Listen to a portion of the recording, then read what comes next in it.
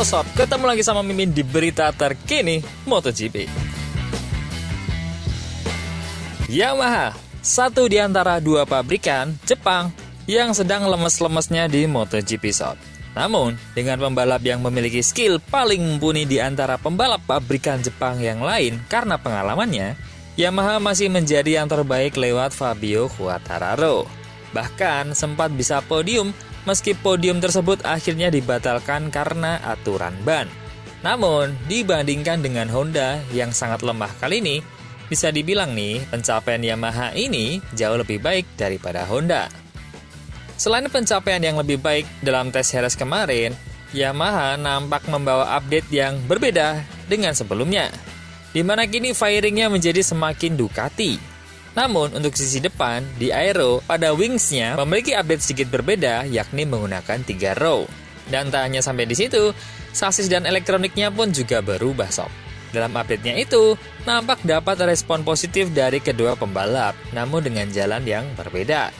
Jika Fabio menyukai sasis baru, Alex Rins tidak begitu menyukainya. Jika Fabio mengatakan aeronya tidak terlalu berpengaruh, sebaliknya Rins mengatakan aero baru ini membantu. Tentu ini berkaitan dengan karakter balap masing-masing para pembalap itu.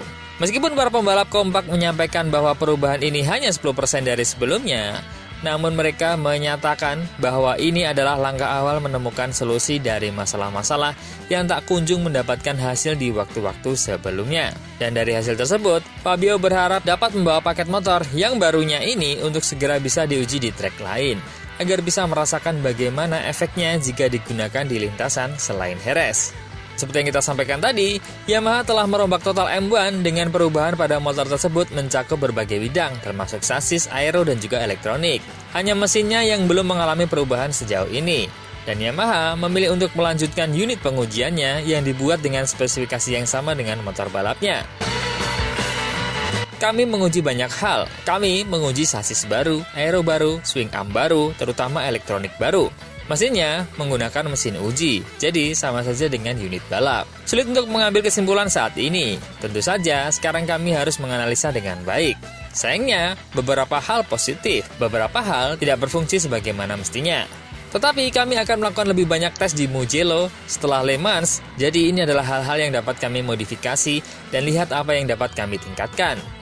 Quartararo mengharapkan Yamaha untuk menjalankan beberapa suku cadang yang baru di Grand Prix Prancis Le Mans nanti, karena pihaknya terus mengevaluasi paket debutnya di Jerez. Kami akan menggunakan beberapa item yang kami uji hari ini karena selalu lebih baik untuk menguji di trek yang berbeda. Dan untuk Le Mans, kami akan menggunakan beberapa item yang lumayan.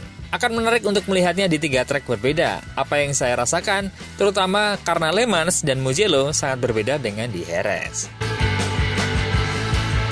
Nah, sedangkan Alex Rins mengatakan motornya spektakuler sob. Pembalap asal Spanyol itu mengungkapkan kesannya terhadap inovasi yang dihadirkan selama di tes Jerez. Kami telah menguji banyak fitur baru yang penting dan perlu waktu untuk memahami semua dengan baik. Saya merasa nyaman dengan beberapa di antaranya. Saya melakukan banyak putaran dengan fairing baru. Saya membuat banyak perbandingan. Saya mengharap lebih karena tampilan motornya berbeda, bahkan performanya lebih baik. Meskipun awalnya optimis, Rins menyatakan sedikit menahan diri dalam ekspektasinya. Meskipun dia merasa lebih nyaman mengendarai motornya dan melihat beberapa perbaikan. Seperti pada perangkat elektronik baru, dia juga mengakui bahwa kemajuan tidak terlalu besar. Motornya spektakuler, angkanya sangat berbeda. Dan juga saya mengharapkan sesuatu yang lebih baik di track. Sejujurnya, saya merasa lebih baik, lebih nyaman, tapi pada akhirnya kemajuannya hanya 1/10 atau mungkin 1/2. Nah, ada poin positif seperti elektronik yang membuat kami maju. Salah satu hal yang ingin ditingkatkan oleh Rins dan tim Yamaha adalah kecepatan menikung, di mana mereka merasa belum berada di level kompetitor. Salah satu area fokus utama selama pengujian adalah sasis baru, yang dirancang untuk memberikan kecepatan menikung yang lebih tinggi. Namun Rins mengaku tidak merasakan perbedaan yang diharapkan saat sesi pengujian. Saya juga melakukan banyak putaran dengan sasis baru.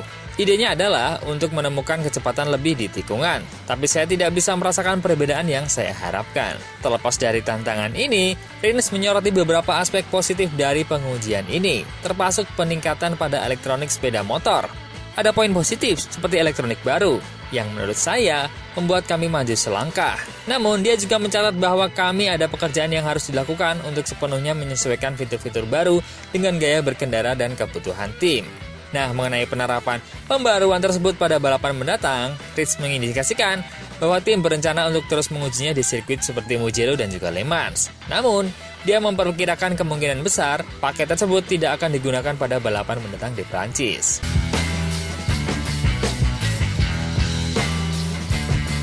Nah, kira-kira nih sob, seberapa efeknya nanti di balapan Le Mans ketika Quartararo ingin mencoba paket barunya di balapan nanti?